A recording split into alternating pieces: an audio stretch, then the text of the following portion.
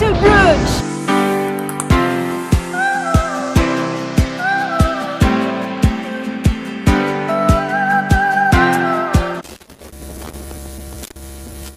It's so near.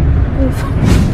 My cameraman, the camera behind me is love my life. We're here again sa train. Mag 2 hours and a half na kami bumabiyahe. 2 hours and a half.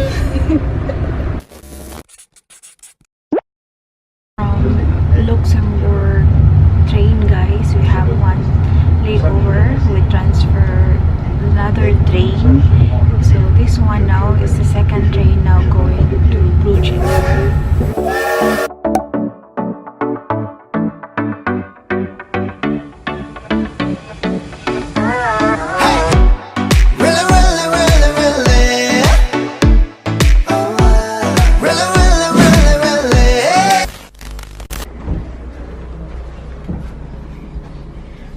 We have arrived here at Bruges or Bruges. Hindi ko alam.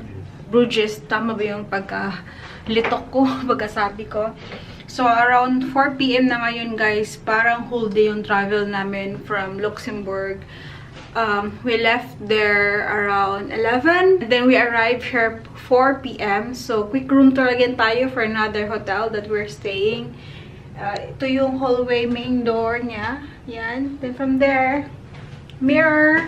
We got huge mirror here. Itong lagayan ng mga ano. And ito yung damit ko. 11 minutes walk from the train station. Malinis naman siya. Tapos ito yung ano yan. Ano yung bed? King size yung bed. So, sa pag-travel namin, meron silang salamin dito. Sa pag-travel namin around from France and Luxembourg, first time namin mag-hotel again na medyo spacious siya, na sobrang laki ng room. Pero yung team ng room parang old siya. Office bongga, parang office, which is nakaharap siya doon. Let's check the window. Ito na yung room view outside. Highway na to siya. Facing highway. Meron silang free coffee and tea. So, 2 nights kami magsistay dito sa city na to. And then, after that, we're gonna move to another city which is called Ghent. Another city of Belgium. So, gutom na ako kasi wala kaming breakfast and lunch. Alas 4 na ngayon. So, maghahanap muna kami ng makakain for dinner.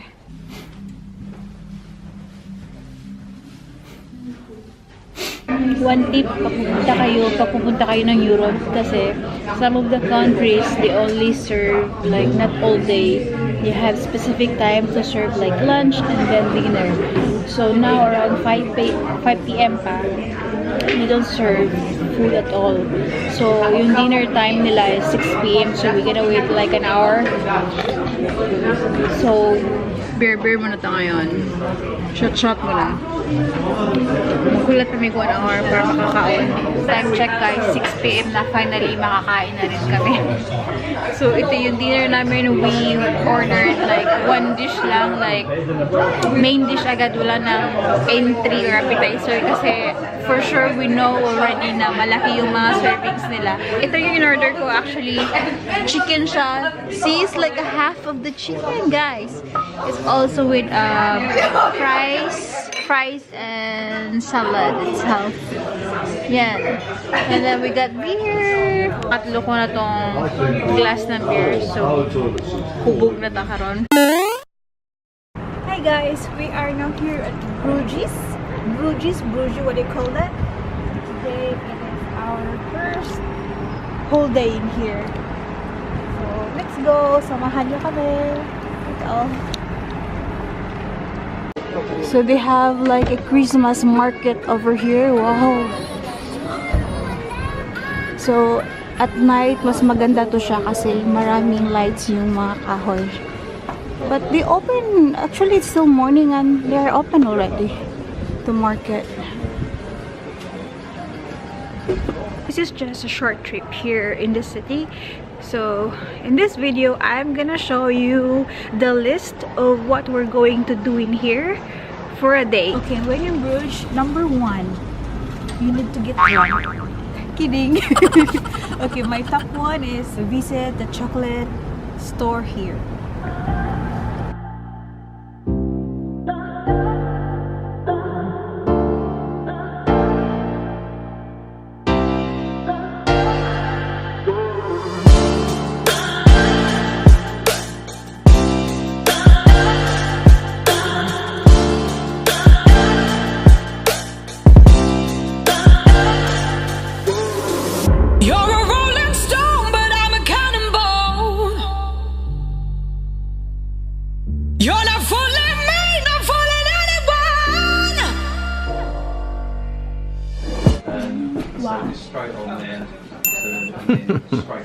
Number 2, take a boat tour to the canal.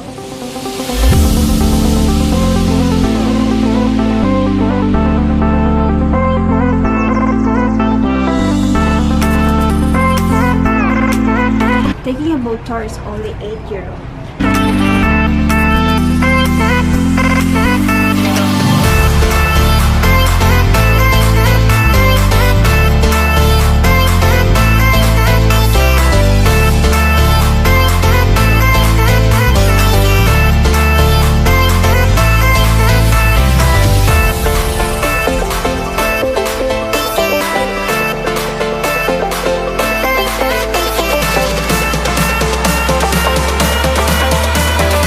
To go to the wars. His fiancée waited and waited. He didn't come back. She was desperate. She killed herself the day that he came back. So typical. Number 3, visit one of their brewery here at Brugge.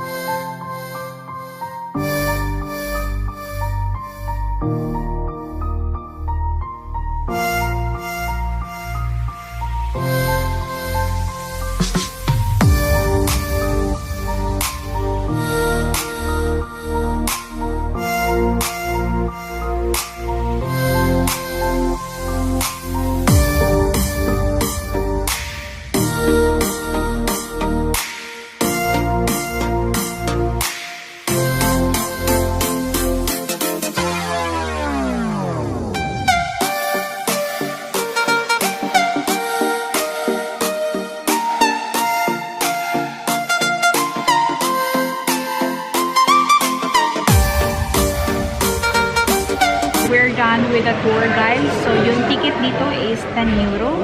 Included na siya with this one, with 1 beer at the end of the tour. Number 4, check out one of their oldest bars in Bruges.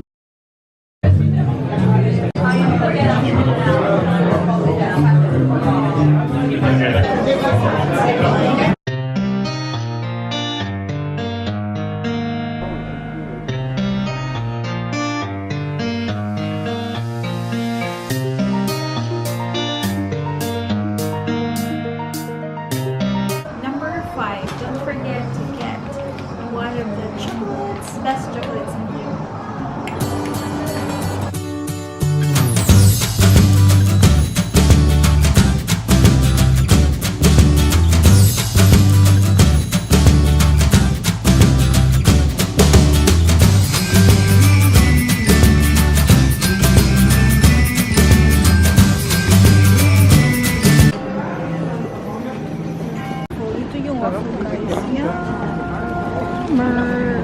We got there from this one store. So let's try it.